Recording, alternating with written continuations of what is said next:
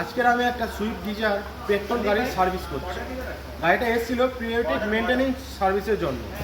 তো তার মানে এটাই নয় যে আমি mobil filter, air filter, AC filter এসবগুলোকে করে ছেড়ে দিই। গাড়িটা রান হয়েছে 30,000। 30,000-এর যে মেনটেনেন্স সার্ভিস সেটাকে আমাকে করতে হবে।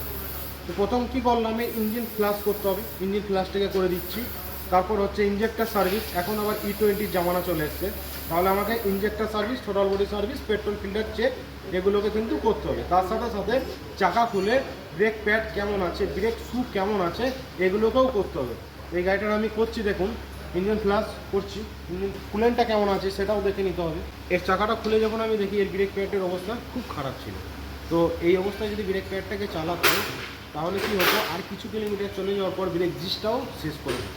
তাহলে আমাকে কী করতে হবে, এই ব্রেক প্যাডটাকে এই টাইমে এখনই চেঞ্জ করে নিতে হবে। তা না হলে আগের যে দুটো ভিডিও দেখেছিলেন, ফরচুনারের যে ভিডিওটা দেখেছিলেন, এর ডিসটা পুরো কেটে গেছিলো। তো এ এখন বেঁচে গেল। ব্রেক প্যাডটাকে চেঞ্জ করে দেবো। তাহলে কী হলো, এটাই হলো একটা 30,000-এর প্রিভেন্টিভ মেনটেনেন্স সার্ভিস।